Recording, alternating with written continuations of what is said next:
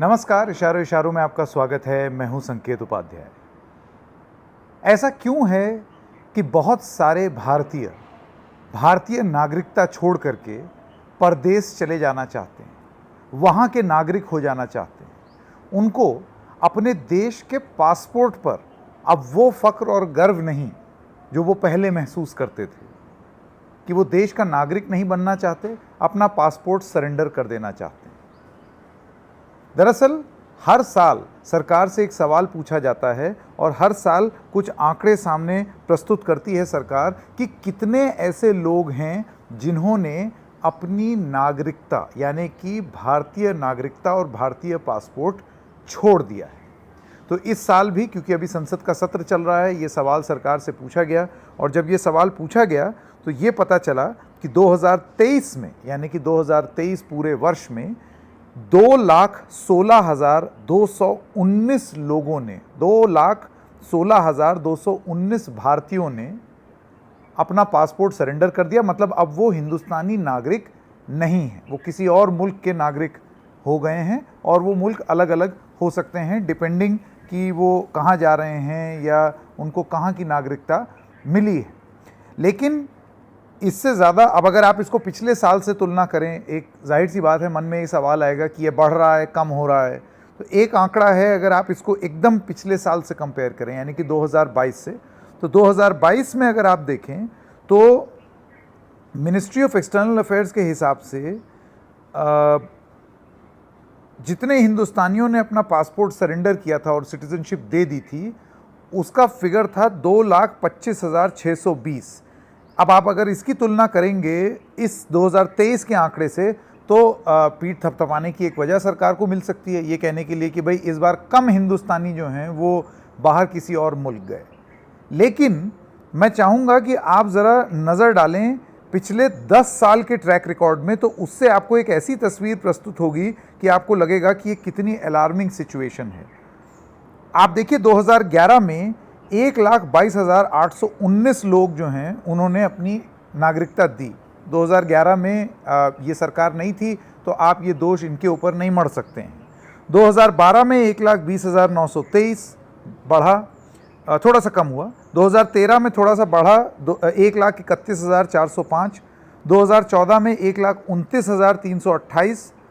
फिर 2015 में जब नई सरकार आ गई थी 1,31,400, फिर 1,41,600 ये 2016 में, फिर 2017 में मार्जिनल डिक्लाइन 1,33,000, फिर 2018 में 1,34,000, फिर 2019 में 1,44,000।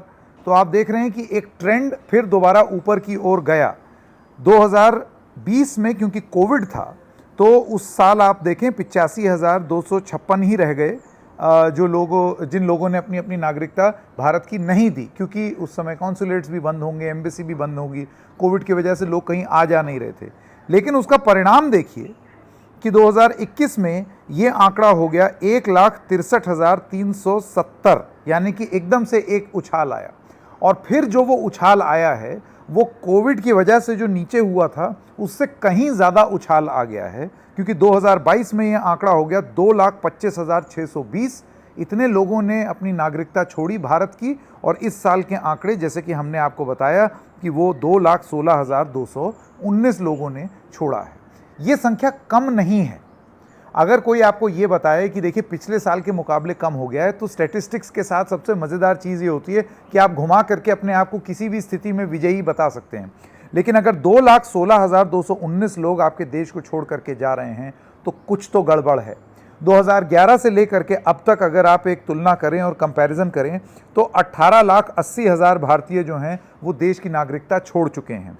और अगर आप सिर्फ पिछले 5 साल को देखें, सिर्फ पिछले 5 साल को, तो इन 18,80,000 में से 8,34,480 लोग सिर्फ पिछले 5 साल में हिंदुस्तान की नागरिकता छोड़ करके गए हैं। यानी कि पिछले 5 साल ने जितना योगदान किया है वो बहुत ज़्यादा है अगर आप पहले के और सालों का मुकाबला देखें। तो क्यों हो रहा है ये? इसमें एक और चौंका देने वाली बात जो सामने आई है वो है concept of high net worth individuals, HNI। HNI का मतलब क्या होता है वो मैं अब आपको समझाना चाहूँगा। दरअसल Henley private wealth migration report 2024 के मुताबिक हिंदुस्तान में हाई नेटवर्थ इंडिविजुअल्स यानी कि कितने लोग जो कि जिनकी आमदनी बहुत ज़्यादा है, मतलब वो देश की अर्थव्यवस्था को ज़्यादा पैसा कमा करके उसमें योगदान दे रहे थे, और वो जो हैं वो कितने लोग बाहर चले गए। अब वो जो भी धन जुटाएंगे वो किसी और देश के लिए जुटाएंगे, हिंदुस्तान के लिए नहीं जुटाएंगे। तो इस रिपोर्ट के हिसाब से 2000 मतलब पिछले साल 5100 मिलियनियर्स यानी कि 5100 हाई नेटवर्थ इंडिविजुअल्स, 5100 मिलियनियर जो मिलियनियर होते हैं, करोड़पति होते हैं, वो ये देश छोड़कर चले गए। आंकड़े के हिसाब से देखा जाए तो इस रिपोर्ट के हिसाब से अब 4300 मिलियनियर्स जो हैं वही जाएंगे 2024 में। यानी कि सरकार जो है अपनी पीठ थपथपा सकती है कि कहाँ 5100 मिलियनियर जा रहे थे, इस बार देखिए कम हो गया, 4300 ही हुआ। लेकिन मैं आपको ये बता दूं, ये 4300 मिलियनियर्स भी बहुत ज़्यादा है, ये बहुत ज़्यादा है। यही हेनली की रिपोर्ट ये बताती है, और इसमें लिखा हुआ है कि India still continues to be among the top nations to lose net worth individuals on an annual basis. अच्छा, अब हिंदुस्तानी जाते कहाँ हैं, छोड़ करके कहाँ जा रहे हैं ये हिंदुस्तानी, उसके भी कुछ आंकड़े हैं। अगर आप पिछले, मैं आपको 2017 से बता दूं तो सबसे ज़्यादा हिंदुस्तानी जो हैं वो यूएसए जाते हैं 2017 में, फिर ऑस्ट्रेलिया, फिर इंग्लैंड, फिर कनाडा, फिर इटली। ये 2017 का था, सबसे ज़्यादा यूएसए। 2018 में भी यही पैटर्न था। 2019 में USA, Canada, Australia, England, New Zealand. 2020 में USA, Canada, Australia, England, Italy. और 2021 में भी USA, Australia, Canada, England, Italy. यानी कि ये इन्हीं देशों में जाता रहता है। लेकिन एक नई चीज़ जो अब हेनली की रिपोर्ट से पता लगी है वो ये है कि बहुत सारे हिंदुस्तानी अब यूएई यानी कि दुबई, यूएई यानी कि यूनाइटेड अरब एमिरेट्स, इसको भी प्रेफर कर रहे हैं। मतलब अपने देश की नागरिकता छोड़ करके वो यूएई के नागरिक बनना पसंद कर रहे हैं, जितने लोगों ने छोड़ा। आपको हेनली की रिपोर्ट के हिसाब से अगर आंकड़े बता दें, जिसको कहते हैं projected net outflows of millionaires in 2024, तो सबसे ज़्यादा मिलियनियर्स जो बाहर जा रहे हैं वो हैं चीन में 15,200, उसके बाद है यूनाइटेड किंगडम जो कि है 9,500, और फिर हिंदुस्तान है 4,300, और फिर बाकी सब मुल्क हैं। यानी कि टॉप 3 में हिंदुस्तान अपने आप को पाता है। अगर 4300 मिलियनियर्स जो करोड़पति हैं इस देश में, जो कि देश की अर्थव्यवस्था में सीधा सीधा योगदान दे सकते हैं, अगर वो छोड़ करके जा रहे हैं तो कुछ तो गड़बड़ है, कुछ बहुत ज़्यादा गड़बड़ है, और इसको दोष को सुधारना बहुत ज़रूरी है। ऐसी क्या चीज़ है कि इतने हाई नंबर में लोग जो हैं वो जा रहे हैं। ये सिर्फ एक इंसान नहीं जा रहा है, ये एक इंसान की एबिलिटी, काबिलियत, वो भी जा रही है, और उसकी वजह से आपकी अर्थव्यवस्था को जो फ़ायदा पहुंच सकता है वो भी जा रहा है। हेनली की रिपोर्ट के हिसाब से एक जो सिल्वर लाइनिंग है वो बस सिर्फ और सिर्फ इतनी है कि हिंदुस्तान मिलियनियर्स बना भी बहुत तेज़ी से रहा है।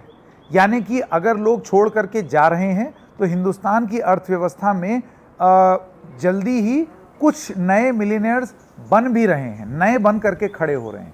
लेकिन अगर ये ट्रेंड चलता रहेगा कि लोग मिलियनियर बनेंगे और उसके बाद बाहर चले जाएंगे, ये इस रिपोर्ट के हिसाब से एक चिंताजनक बात है, और वो नहीं होना चाहिए। एकदम आदर्श स्थिति ये होनी चाहिए कि कोई मिलियनियर बने, कोई करोड़पति बने आपके देश में, अर्थव्यवस्था में टैक्स यहीं पर दे, व्यवस्था यहीं पर बनाए, लोगों को रोज़गार यहीं पर दे, और उसके बाद फिर यहाँ की अर्थव्यवस्था ऊपर बढ़े। ऐसा क्यों हो रहा है कि इतनी भारी संख्या में लोग जा रहे हैं? मेरा आखिरी सवाल ये है, और आखिरी बात ये है, देश छोड़ना और देश की नागरिकता छोड़ना सिर्फ और सिर्फ एक क्लिनिकल डिसीजन नहीं होता कि अब से मेरा पासपोर्ट यूके का हो गया या अब मेरा पासपोर्ट कनाडा का हो गया। ये एक इमोशनल फैसला भी होता है।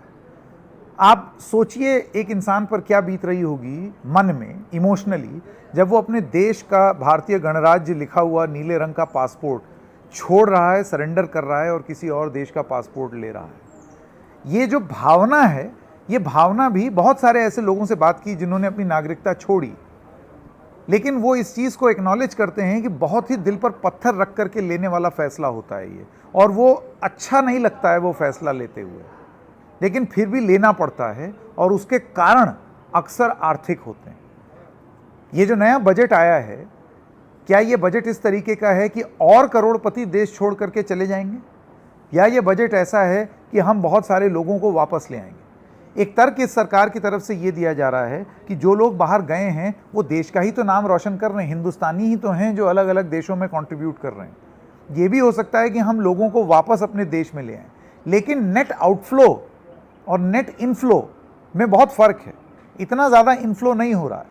सरकार का ये कहना है कि जो आउटफ्लो हो भी रहा है उसमें बहुत ज़्यादा तकलीफ हम इसलिए नहीं देखते हैं क्योंकि ऐसा नहीं है कि लोगों ने अपना रूहानी नाता तोड़ दिया है हिंदुस्तान से। भले ही वो सिटीज़न किसी और देश के बन गए हों, लेकिन उनके घर परिवार, उनका प्रॉपर्टी, बहुत सारी चीज़ें जो हैं वो अभी भी हिंदुस्तान में हैं, यानी कि वो नाता और वो रिश्ता बना हुआ है।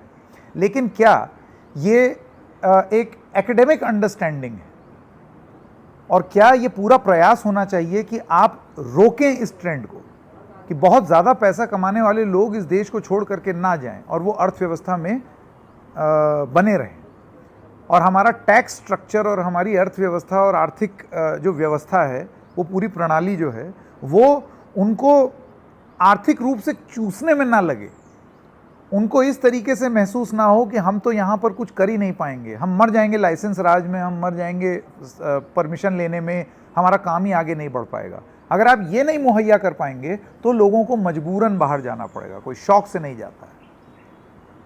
आपको क्या लगता है इसके बारे में कमेंट सेक्शन में ज़रूर बताइएगा। फिर मिलेंगे किसी और मुद्दे के साथ, तब तक के लिए नमस्कार।